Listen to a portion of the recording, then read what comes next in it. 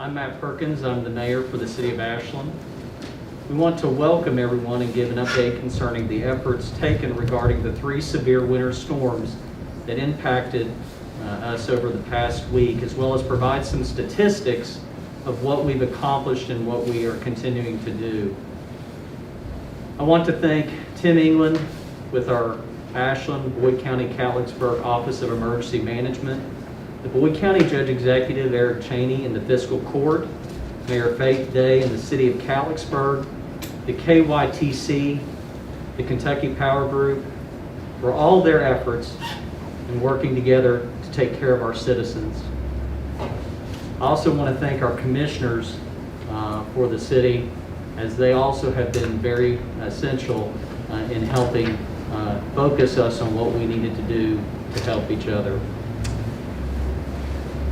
I've been out volunteering over the past 3 days at our warming center. I've been humbled by the countless calls I've taken offering food, drink, and even flowers for our citizens staying in shelter. To think that our citizens who may not have power themselves would drop everything to help a neighbor in need shows that we in Eastern Kentucky treat each other like family. Our citizens may be cold, they may be tired, but the one thing they're not going to do is give up. And we are committed to continuing to work through this winter storm crisis. And one of the ways we did that, on Wednesday, we established the Ashland Coordination Center to maximize our internal communications and asset allocations. The center was able to consolidate the various requests for support and communication in a streamlined approach to the ABC Office of Emergency Management. The details of this I'm going to turn over to our city manager, Michael Gracie. Thank you, Mayor. I'd be neglect if I didn't start off my comments by thanking Mayor Perkins, Commissioners Blanton, Commissioner Spriggs, Commissioner Goot, and Commissioner Clark. The leadership that they've displayed during this crisis has been spectacular, and also it just shows why they have signed up for public office. They care so deeply for this community, and you can see that their guidance, their direction to us, is all part of this has been out of great concern for our citizens. So I want to thank you, Mayor, and thank all the commissioners for your leadership. As the mayor stated, I'm going to cover a couple statistics that are of note. We also have the staff available here in case you have any specific questions based on this information. As the mayor said, the Ashland Coordination Center was set up on the 11th of February. I've been running 24/7 operations since then and have fielded over 160 calls. Again, this was to complement the efforts that were being done by the Ashland, Boyd County, Catlettsburg Emergency Management. Some statistics by department. First off, our public services have been on 24/7 snow removal and road treatment since the 10th of February. They have utilized over 600 tons of salt to treat our roads up to this point. In comparison, last year they used about 300 tons of salt total. They've used that in the last week and a half.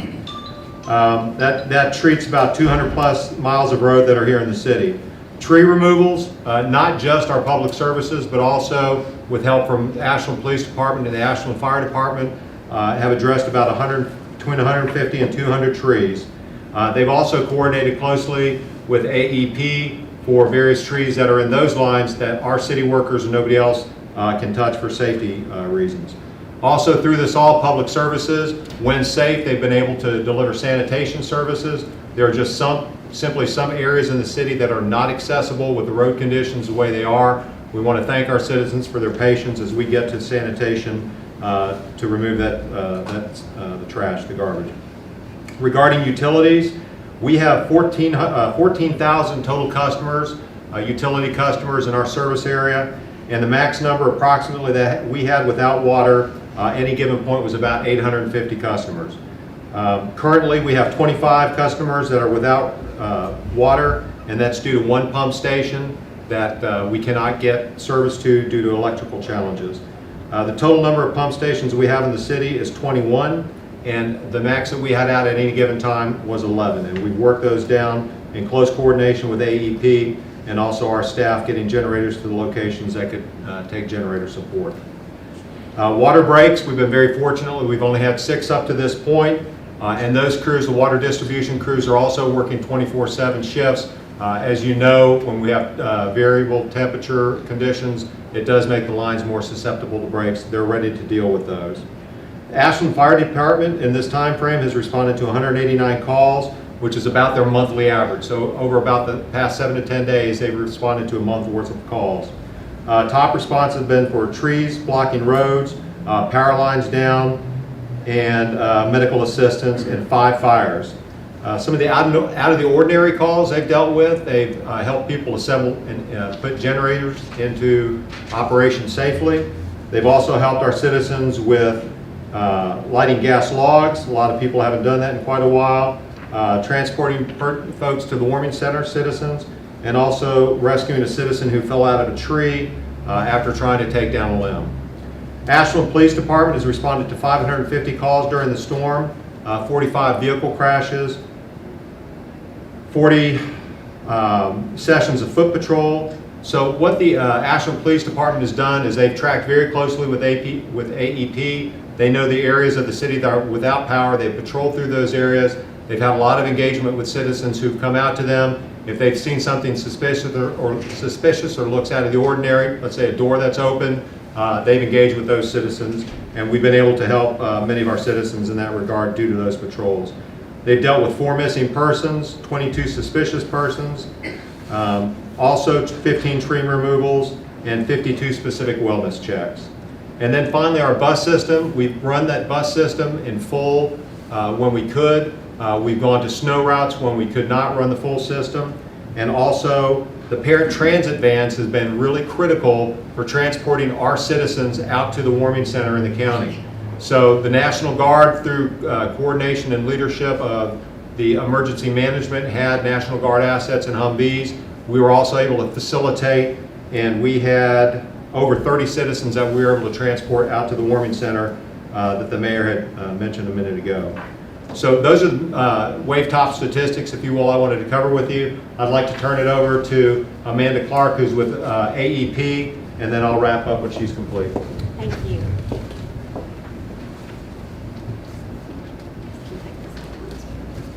Good afternoon. I am Amanda Clark, the External Affairs Manager for Kentucky Power. Just a few notes. Kentucky Power will continue to work through the weekend to address the power outages that occurred as the result of 2 very destructive ice storms and 1 snowstorm that have moved through the area in the past week.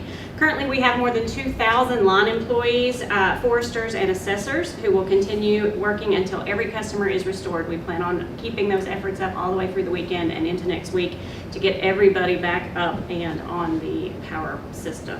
Despite yesterday's dangerous working conditions with trees and limbs falling, the melting of the ice isn't helping us. It actually makes the tree limbs heavier. They break even more with the ice. So we were running into that yesterday. We were able to restore about 7,200 customers yesterday. We started today with about 26,000 customers without power, and we're down to 20,000 without power right now. Unfortunately for us here, about 9,500 of those are in Boyd County. So Boyd County, Carter County, and Lawrence County were the hardest hit in the whole Kentucky Power Service territory. In our southern territories, Pikeville, Hazard, the crews are finishing up down there. We've pretty well got everybody restored. Those crews are now making their way toward Boyd, Carter, and Lawrence counties. So, sorry, I lost my notes there. I apologize. Even with being able to get people back on yesterday, the limbs caused about 2,800 other customers to be without power, so we're battling that as well. Obviously we are very, very cognizant that to be without power is an absolute inconvenience and makes every moment of every day difficult. Kentucky Power is thankful for the coordination of services with Boyd County, the City of Ashland, and Emergency Management, just to make sure that people can get where they need to go. One of the things that is making the restoration effort difficult and the frustration, we realize the frustration level from the public is rising because we cannot give accurate estimated times of restorals, those ETRs.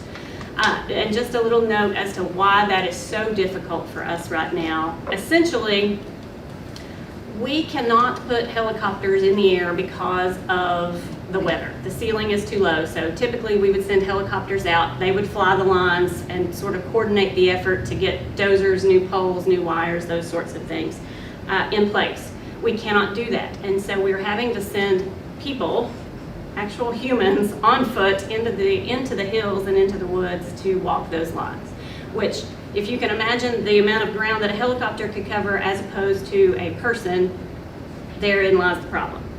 So just so you know, to date, crews have found 332 broken poles, 201 broken cross arms, and 40 damaged transformers. And that also adds, when you add thousands of spans of wire to be replaced, it's a daunting task, and we're working through it the best that we can. We will continue to go out, like I said, through the weekends to work on those areas. We ask that you follow KentuckyPower.com, sign up for the text alerts. We are aware of the issue with our text alerts. Just someone on your circuit has come on and it's throwing out a response to you. So the best thing you can do is, if you get a false positive, in about 15 minutes from your positive, you'll get another alert that says you're out of power. So wait about 15 minutes. If you don't get the second alert saying that your power is indeed off, then by all means feel free to contact Kentucky Power, 800-572-1113, or KentuckyPower.com, or use the app to report those outages. Also on KentuckyPower.com you can see the outage map, and like Mr. Gracie mentioned, Ashland Police has been using that to sort of see the pockets of people who are without power to make sure that they can check on them. I think that's all we have from Kentucky Power. I'm sure we'll have questions at the end. I'll kick it back to Mr. Gracie so that he can wrap up. Thank you.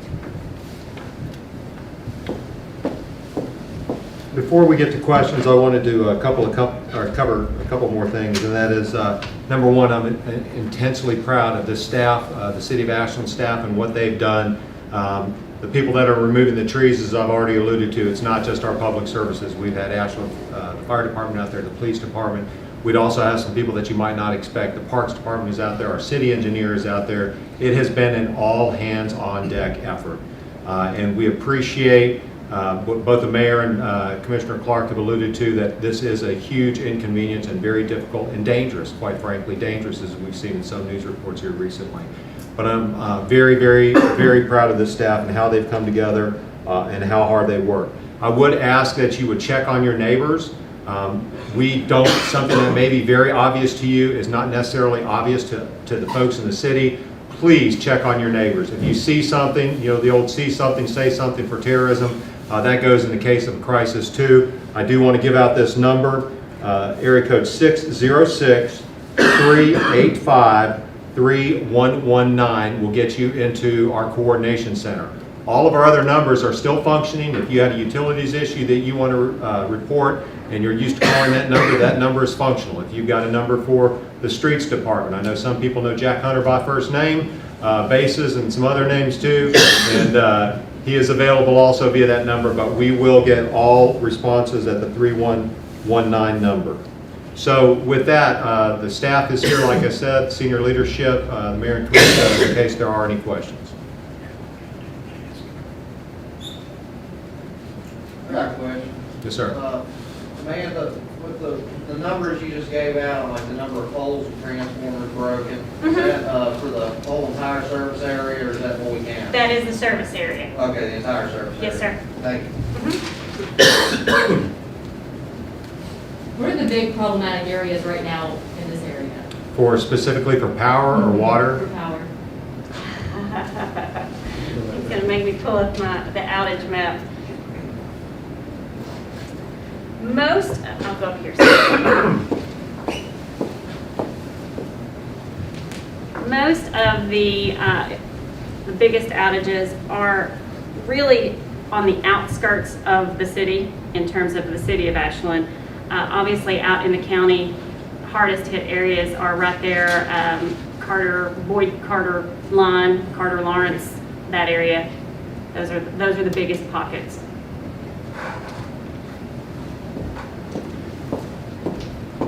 Amanda, I'm sorry to get you. That's okay. I'll just stay. You were saying earlier that a lot of the areas that would have needed helicopter drops. Is that Rush, Trace, that part of Boyd County? Is that where that is? Yeah, we really need to fly those lines, and if you think about where the power company is, the main transmission lines, that it would be out where it's not as populated, and so that's the biggest issue. Is we're basically having to have people walk that line and see what's down and what's not. If it gets warmer, will you all be able to send a helicopter in? Is that just dependent on the weather? It's all dependent on the weather. Right now, what they told us this morning is, and I don't know anything about flight, but the ceiling is too low, so visibility is not conducive to flying a helicopter. It's not safe. Okay, I just wanted to make sure I got the numbers straight here. So 26,000 were without power yesterday, This as of 10 o'clock this morning. as of 10 this morning. Yes, sir. Okay, so 26 were out. You got 9,600 in Boyd County. 9517 as of the last update on the outage map in Boyd County. And that updates every 15 minutes if you're watching. Okay. All right, I just wanted to make sure I got that straight. Okay. For either Mayor Perkins or anyone else, there have been a lot more health issues. We saw 2 hypothermia deaths in Boyd County, and one of them I know for sure was in Ashland. Has there been any effort in community leaders to kind of educate people on how to stay healthy, whether it be hypothermia or even carbon monoxide with some of these people who have never used a generator before? That's, and I'll have Chief Ray, if you're available to talk to that, but yes, I know that the King's Daughters has pushed out information on that. AEP has also pushed out specific information. And then from the city perspective, when we've engaged with citizens to ensure, hey, something that might be obvious to us, don't put a generator in a house or near a vent, et cetera, safe distances from buildings, that's been done. Is there anything to add, Chief Ray or Chief Kelly? No, having a carbon monoxide detector in your home during this time would be very beneficial, because some people are getting these propane heaters, and some of them are only made for outside. So they really need to read the directions on it and ventilate if they're going to use them, and especially get a detector inside in case it does build up some carbon monoxide. I think also, I can't say this for sure, but I'm pretty confident that the Boyd County Emergency Management has also put information out via their social media on those type of issues. Okay. If there's no other questions, I do want to reiterate something that the mayor had said. This is an absolute partnership in this community. All the agencies he's talked about, Ashland, Boyd County Emergency Management, the judge executive and his staff, AEP, KYTC, I'm sure I'm going to leave somebody out. We have communicated very often with all of these organizations. It's been reciprocal. The spirit of teamwork that the mayor mentioned is absolutely on display here, and I'm super proud of our citizens and how they've taken care of each other. We also want to thank you all, media, for getting the messages out. We realize that not everybody's on Facebook. It's a trap that you can fall into. We put something on Facebook, we're good to go. We have used Alert Sense, which is telephone alert system. If you're interested in getting those Alert Sense messages, you can go to our webpage, and it will direct you how to sign up for that. And you'll get very targeted alerts on specific things in the city. We try not to overutilize that. The emergency dispatch also for the county uses that. It's a combined system that the county and the cities all use. Okay. Yes, sir. Just want to reiterate one thing: the importance for citizens to use the established numbers and authorized information sources, because you not only get faster response, but it allows us to engage. So it's extremely important for citizens to use what they, not just for the city, but for AEP as well. Commissioner, thank you very much. So we've worked really hard to have those lines of communication that best serve our citizens. On a day-to-day basis, if it's something that's non-emergency, we have something called Ashland Cares that you can log into for non-emergency situations, and you will go straight to the directorate that has impact on that problem. So it cuts through all the middlemen. I mean, I don't have to get involved in that. It goes, if it's a streets issue, it goes straight to Jack Hunter or anybody else on the staff, and they'll resolve that very quickly. And Commissioner, thank you. We did have one instance where we had to put a message out. There was a rumor that the water plant was shutting down. I have no idea why that rumor started. All of the elected officials had actually alerted me very quickly upon that becoming a thing, not just a one-off. And we put out a message on that because that did cause a lot of angst and anxiety with the people in our service area. So I would respectfully request of our community and our citizens that if they hear something, please give this number a call. Again, just for the last time, that number is area code 606-385-3119. Okay. I've got one more thing. Mayor. I also just want to reiterate to our citizens that the warming center is fully stocked with food and drink and plenty of cots and sleeping, pillows, blankets, even foam mattresses if you need that for your back. I want to just reassure them that this space is safe. There's plenty of room for social distancing. There's masks available, restrooms. Don't be afraid to go out there. We've got plenty of people, volunteers to fully staff it, waiting for you all if you choose to take advantage of this. We've got it there for you. Please use it. Please don't stay home in the cold. That's all I have.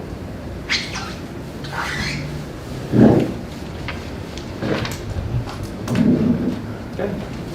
Thanks, everybody. Thank you all.